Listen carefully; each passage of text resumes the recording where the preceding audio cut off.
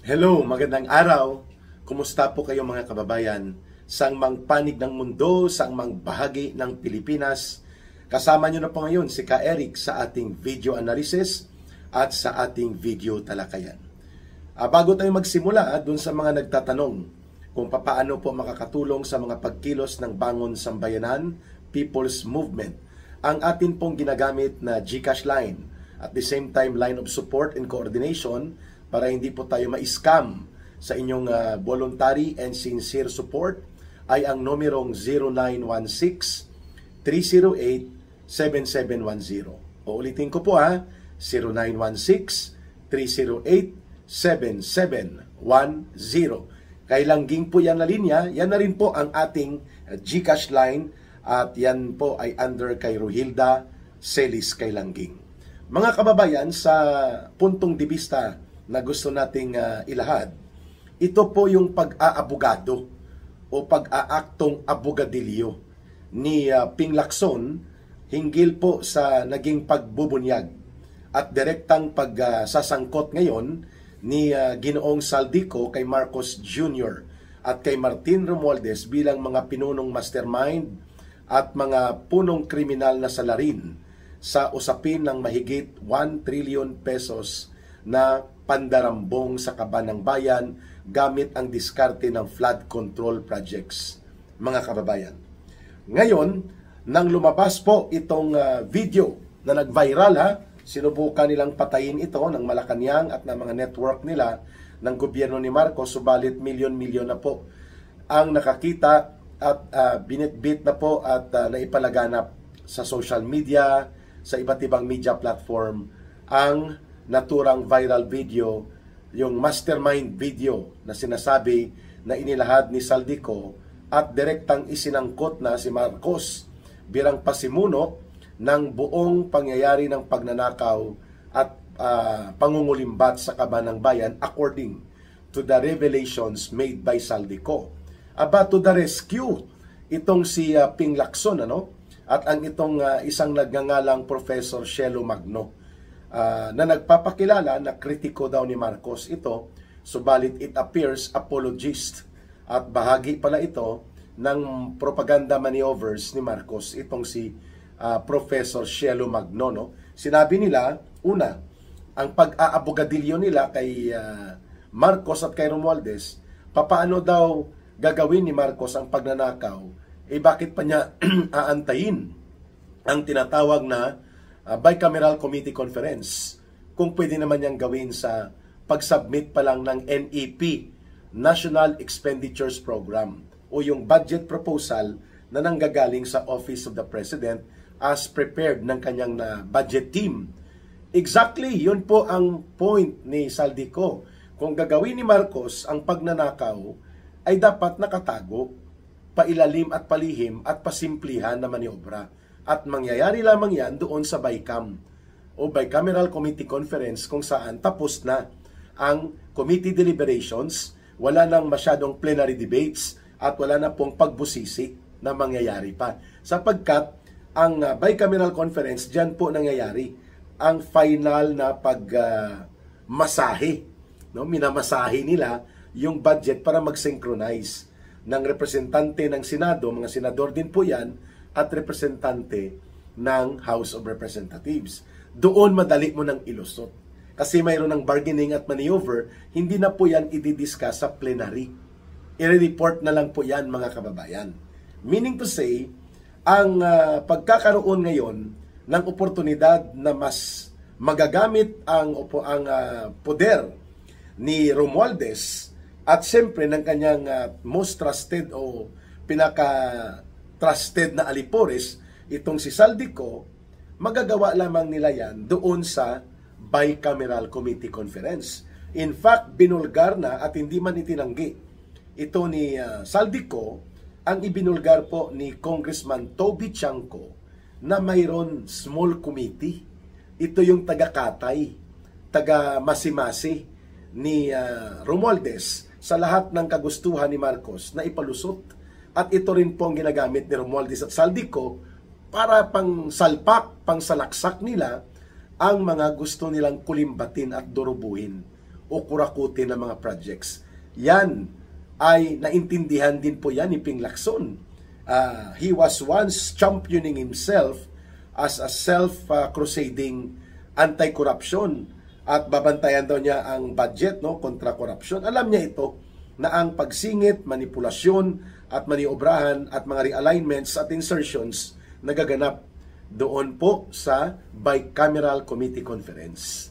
Ibinunyag ng lahat na yan, and that is already a common knowledge to every Congress members and even every senator. Doon po ang hilutan sa Bicam. Pero may na-devise pa si Martin Romualdez na small committee na ito po ang nagmamaniobra saan itago itong mga gusto nilang katayin at durubuhin.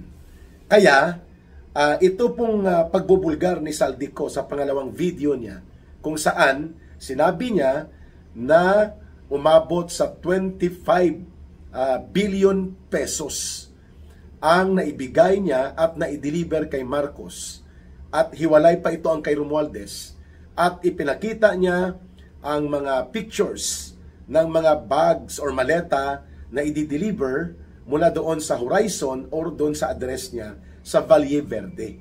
At tumutugma ito sa naging mga paghahayag ni Sergeant Gutesa na pilit din pong sinusupil at ipinawawalang bahala na nila Ping Lacson na hindi na makabalik pa ang testimonya ni Sergeant Gutesa. Na ito ngayon ay mayroon ng confirmatory testimony and corroborating clarification of testimony na inihayag ni Saldico.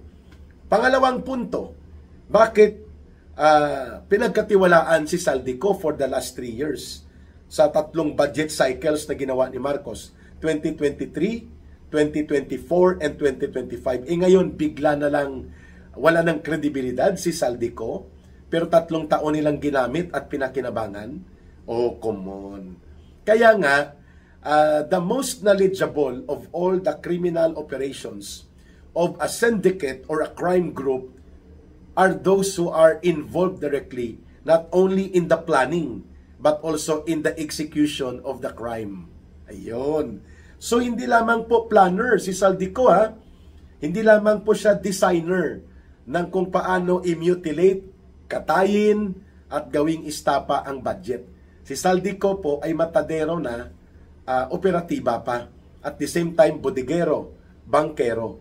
Bodigero, dahil doon po nakatago at nakalagak ang bilyon-bilyon na pera sa mansyon niya sa Valle Verde.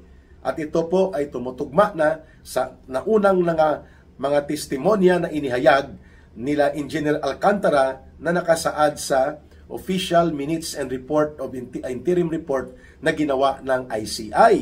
Unang investigative body ni Marcos na ang bahay o mansyon ni Saldico ay bodigahan at delivery area ng lahat ng kanilang mga nakukulimbat sa area ng Bulacan, sa Luzon at iba pang bahagi ng Pilipinas kung saan po si Saldico ang nagko-coordinate. O bakit nyo pinagkatiwalaan si Saldico sa proseso kung paano diskartehan ang budget 2023, 2024 at 2025? Ngayon bigla na lang ninyo siyang sasabihin na wala siyang credibility. Bodigero at the same time bankero. Banker. Siya po ang nagkakamada kung magkano ang i-deliver. At ito ngayon sa kanyang pangalawang video na kumakalat din, binabanggit niya na sa Nara Street, doon po nakatira nandun ang mansyon nila Marcos Jr. at pati sa South Forbes na mansyon ni Romualdez, nagdi-deliver siya. Sa 100 billion pesos alone na binanggit ni Saldico, sabi niya, 25 billion po ang napunta kay Presidente, kay Marcos. At kay Romualdez, malamang kung hati sila sa iba pang bahagi ng 25%, mga 12 billion kay Romualdez, mga 12 billion din kay Saldico. Yan pong ibig sabihin yan kasi hinahati nila eh. So kung 25% yon, 25 billion po mapupunta kay Marcos doon. Kasing iba, kunwari, ipamumudmud. Sa pagmumudmud nito na ikakamada ni Saldico, kukuhanan din nila ni Martin Romualdez ng 25 or 20%. So roughly, around mga 10 to 12 billion pesos din ang napunta kay Saldico at kay Martin Romualdez dito sa sindikato na operations ng pagpapasok nila ng 100 billion pesos. Pero kung may natitira pa pong kalahati na around mga 50 billion pesos, si Marcos na ang bahala doon. Kasi siya ang pasimuno ng 100 billion na insertion. Wala nang pakialam doon si Saldico at si Romualdez kung paano titirahin ni Marcos yun. That was how this matter became into a full-blown syndicate of criminal plunderers na si Marcos na mismo ang nagdidikta. Ito ang gawin na insertion, ito gaano ang kalaki, paano itago. To the point na pumalag si Saldico one time. Sabi niya, bubukol na ang DPWH, masyado ng marami ang insertions. Kasi may insertion din ang ibang mga senador, may insertion din si Romualdez. At syempre, pag doon mo lahat ilalagay, sabi ni Saldico, bubukol ng mas malaki ang budget ng DPWH kaysa Department of Education, which is more anomalous. Kasi under the Constitution, the highest budgetary priority should be the Department of Education. Ayun. Kaya ang formula ni Saldico at nila Martin Romualdez doon itago at isaliksik sa loob ng unprogrammed appropriations. Ayun. Kaya, yung pinagdabanggit ngayon ni Saldico kung papaano nagalit si Marcos kay Romualdez at sa kanya dahil nabisto ni Marcos na marami pala sa mga unprogrammed appropriations. Doon itinago nila Saldico ang sarili din nilang diskarte. Gusto ni Marcos, siya lang ang magpaparelease at siya lang magtatakda nitong mga program. Dahil ang unprogrammed appropriations po sa budget ay presidente lamang ang pwedeng magtakda na punduhan mo yan at the same time i-implement mo. And that is the reason na kinukumpirma ni Saldico na ang 4,000 flood control projects, si Marcos mismo ang nagpakarga nito sa unprogrammed appropriations.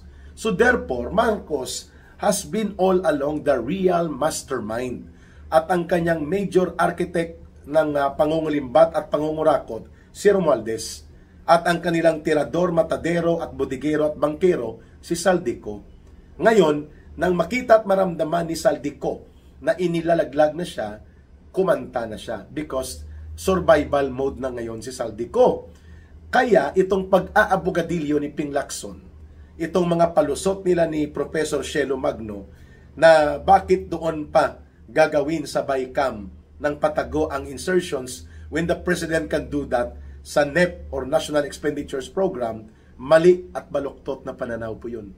Because ang NEP ay isang open, publicly deliberated doon sa loob at level ng komitiba ng Kongreso, sa Senado at sa House of Representatives. Makikita at mapapansin yun. Bakit may 100 billion yan? Saan yan gagamitin? Pero kung sa Bicameral Committee Conference at ang magkakatay nito at kamada ay itong small committee ni Romualdez at nila Saldico, madaling ilusot. Kuha po ninyo, Ping Lacson, kaya wag ka nang magmagaling at magpiling gwapo at bida. Kontrabida ang palo mo ngayon. At itong si Magno, nagbubububuhan bigla. Sabi niya, antayin pa ng presidente ang Bicameral Committee Conference. Ganon din si Vince Dizon. Sa budget pa lang daw pwede na gawin ni presidente.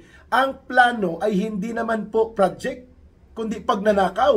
Kaya hindi inilagay sa National Expenditures Program. Kulukoy din itong si Vince Dizon. Kung ang plano mo ay magnakaw, hindi mo ilalagay yan sa regular items na pwedeng mabukulan o pwedeng ito ay mabusisi. Kaya ilalagay mo sa pwede mong itago. Kuha? At saan pwede gawin yan? Bicameral Committee Conference. Doon po yun. Kaya kung mapapansin ninyo, ipinulgar po mismo ni Justice Antonio Carpio na out of the 450 billion pesos na mga insertions na nangyari, lalo na sa 2025 mga realignment, mga insertions, mga unprogrammed, ang veneto o pinigilan ni Marcos is only 29 billion. Hindi po buo. Therefore, Vince Dizon, makinig ka. Lumusot pa rin po at pinalusot ni Marcos ang mga unprogrammed items or appropriation ang mga insertions at realignment nila sapagkat nalusot at naipatupad ang 420 billion pesos. Hindi po ito bineto ni Marcos. And in fact, si Vince Dizon mismo ang nag-amin at si Pangandaman during the budget deliberations, ang taga-DBM mismo, Department of Budget and Management, sa taong 2025, nang tinitingnan na ang budget for 2026, napagtanong na sino ba ang nagpaparelease? On record ito sa mga unprogrammed appropriations. Di po ba ang DBM is only a recommending approval but the final approval is the President? Ang sagot po ng taga-DBM at taga-DPWH, yes. The final approval of release and implementation of all projects chargeable to be funded by unprogrammed appropriations, ang Presidente lang ang pwedeng magpatupad yan. Bingo! Tumutugma sa naging pahayag ni Saldico that the 100 billion pesos na iminando ni Marcos through kay Pangandaman at kay Adrian Bersamin na kinumpirma ni Saldico kung ito ay sa kanya galing at ang pagbibigay nga ng mga dokumentong ito na ito ay ang gusto ng Presidente nang galing pa doon sa brown envelope or brown leather bag na maliit na maiwan ang lahat, pati si Lisa Araneta na asawa ni Marcos, kung saan man sila mapunta, wag lang itong brown leather bag. Ngayon, ito po ang ating gustong ipakita. Ang malubha at sumasabog na katotohanan ng unsihan sa sindikatong Romualdez, Marcos at Saldico, nag-unsihan naglaglagan at ngayon nanganganib na ang buhay ni Saldico dahil ipakakatay na siya, ipatutumba na siya ng kanilang sindikato. Alam niyo na kung sino. Kasi triumvirate ng mga sindikato at hindi man pwede na ang sindikato ni Marcos siya lang. Bit-bit niya siyempre ang anak niya at si Lisa nakikinabang din. Ito nga ang tumutugma doon sa binanggit ni Governor Chavit Singson na si Marcos mismo ay mayroon sila ng kanyang anak ng 31 billion pesos na project sa Ilocos Norte na ang kontraktor ginkatay-katay nila sa 80 projects, mga Diskaya Company. Ngayon, ito naman ang nais nating ipakita sa punto de vista na ito. The entire government of Marcos and Romualdez is being run like a criminal syndicate. At ang awayan sa loob ng sindikatong ito ay dahil sa unsihan ng pagpaparte ng kanilang dinodurubo at ninanakaw sa taong bayan. And nabulgar ito at inunahan ni Marcos dahil ibubulgar sana ito ni Congressman Toby Chanco na mayroong mga itinago at mga dinodurubo na mga bilyon-bilyon na proyekto si Saldico at si Martin Romualdez sa DPWH and in other government agencies at kinonfronta niya si Marcos Jr. Pero hindi nagpahalata si Marcos Jr. kay Toby Chanco. Nakasama siya at para mailigtas niya ang sarili niya dahil hindi magpapapigil si Toby Chanco, inunahan niya. Pero nakulimbat na at ang game plan, ilalaglag nila ni Martin Romualdez si Saldico. Kaya nila pinatakas, pinatago at ngayon ay nagiging sentro ng pagsisisi. And then idudugtong nila si Saldico at pati na ang mga Duterte na mga proyekto at pati ang previous government. Yan ang design ni Marcos para lumabas na hindi siya involved. Kasi sabi ni Vince Dizon, kung involved ang presidente, bakit niya ito pa-imbestigan? Exactly, Vince Dizon. Kasi gusto niyang hugasan at gawing mabango at malinis ang kanyang sarili. Kaya siya nagkukunwari. Ngayon, hindi niya naubos linisin ang criminal trails at ang mga naiwang bakas ng kanilang pandarambong at pangungulimbat. At isa dyan si Saldico. At kaya, pati itong si Secretary Bunuan na ibubulgar ni Saldico na isa din po sa operator ni Marcos sa buong Pilipinas, sa pandarambong nila, pinatakas na upang manahimik at manatili sa Estados Unidos o kaya tumakas na rin kung saan pagkatapos ng US entry nila. Same formula na ginamit ni Marcos at Romualdez dito kay Saldico. Kaya useless itong pag-aabogado ni Ping Lacson, ang pagpapaplusot nila Tuta Soto, at itong mga diskarte na AI-generated, computer-generated, at ito ay hindi ka panipaniwala na gagawin ni Presidente.